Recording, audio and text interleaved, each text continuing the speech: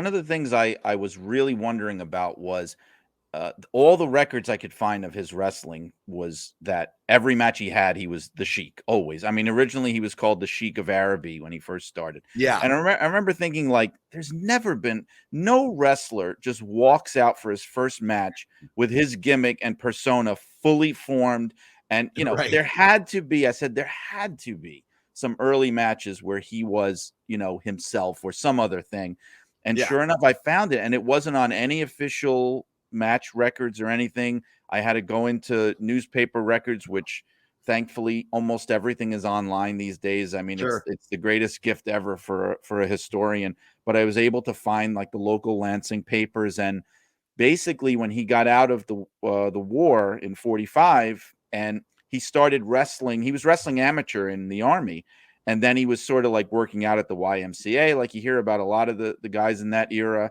And he got discovered by the Detroit area promoters, and when he started he was just Eddie Farhat from Lansing, and the with the idea, here's this fresh faced kid, local kid. He's a GI. He's back from the war, total baby face. And he actually had a few matches like that. And I think I wrestled for about 2 years like that. And I think it was completely buried. Like, I think he really wanted to make sure nobody found out because it's not listed anywhere. And even people I knew that I spoke to and interviewed that knew him well were not aware of those matches.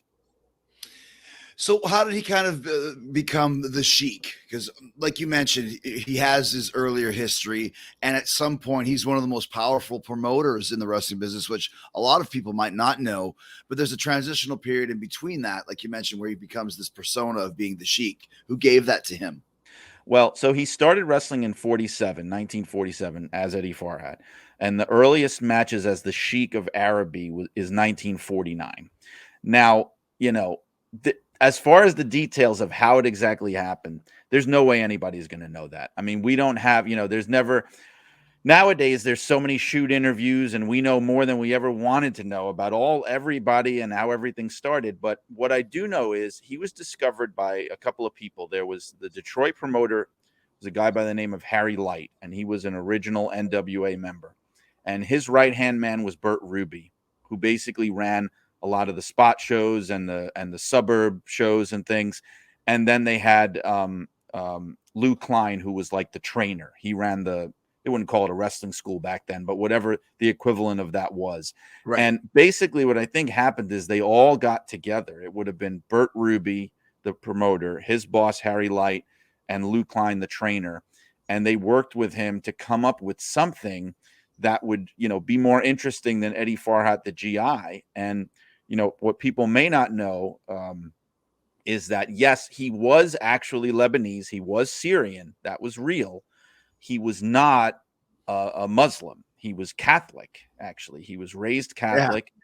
There's a sect of Catholics in Lebanon, Syria, that were never converted to Islam. So basically, when that whole region was converted to Islam in the Middle Ages, there's this little pocket of Christians. And so Sheikh Eddie Farhat was descended from them. And they kind of used the Arab background to sort of play up this heel character they wanted. And I found the first record of any match when he used it, and they were kind of testing it out. It's kind of funny. It's like almost like how they do it today. They didn't just bring him to the main arena in Detroit, Olympia Stadium, and just put him out there. They tried it out in the boonies somewhere. There was some town south in Ohio, somewhere south of there. And it's so funny. I found the clipping from the match, and this is the first time he ever did it. And it's described in there, the sports writer talking about how the crowd wanted his blood. I mean, they wanted to kill him. Like, it says that in the article. Yeah. We don't know who this guy is, but the fans wanted him dead. And I'm just going, like, right out of the gate, it's working. Then they knew it was working. And then they brought him up to Detroit. Well, and the thing that I love about the whole Sheik persona is once he finally harnesses it and gets it going, because like you mentioned, it is people just wanting to see him lose, but he does just the opposite. Yeah. There's a point in his career where he never loses. And once again, what the mindset of that was is that people will continue to pay to see this guy get beat up and lose. But if it never happens, they'll continue to keep paying, which is so Right. crazy because in this day and age, after 2 or 3 or 4 weeks, people would start rioting at that type of concept, you know? No, you're right, and that's actually what happened, but it didn't take. It took years for that to happen, because back then everything moved a lot slower. You Right. didn't there's no pay-per-views, so like he's doing this mainly in front of live crowds, 10, 15, 20,000 people at a time, so you can stretch that out over years and years and build the mystique. But even that can't last forever. I mean, he started in 49. By the 60s, like you were saying, that's when he really became a promoter.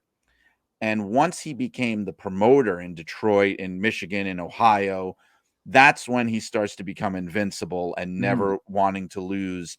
And he had this idea. I think he was probably a little bit paranoid, but maybe justified. The way that wrestling was booked back then, like if you were a heel, usually you had a very limited shelf life. Like you would Yes. come into a territory, they would build you up, you would eventually lose, and then you were kind of done. And you would either sink down the card or you have to go somewhere else. They And would he build you up for whoever the top guy was. For example, Bruno. right. You'd come in, you'd get one MSG main event to beat the build up guy, and then you'd come in the next month and lose to Bruno. So you basically have 2, maybe 3 headlining matches at MSG, and then you were gone, right? Right, and he knew that, and it's funny. Like sometimes I've read about the way that Roddy Piper looked at it was really similar too. Of thinking like Yeah, I never want to lose, because if I lose, I'm done. I'm dead as a yeah. heel. And so the Sheik had this idea of, well, I control the book, and and then when I travel to other territories, if I'm a big enough star, I can call the shots. And it became this thing of what you mentioned Bruno. I called him the anti Bruno, where like Bruno also never lost, but the difference was that people wanted to see Bruno win.